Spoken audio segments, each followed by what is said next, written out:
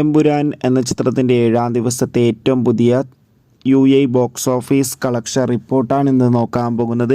വീഡിയോയിലേക്ക് മുൻപ് video like ചെയ്യുക, ചാനൽ സബ്സ്ക്രൈബ് ചെയ്യുക. മാർച്ച് ഏപ്രിൽ മാസം അങ്ങോട്ട് ധാരാളം ചിത്രങ്ങൾ OTT റിലീസ് ചെയ്യും. നമ്മുടെ ചാനൽ ഭാഗം പരിശോധിച്ചാൽ ആ വീഡിയോയ്ക്ക് നിങ്ങൾക്ക് കാണാൻ വേണ്ടി സാധിക്കുന്നതായിരിക്കും.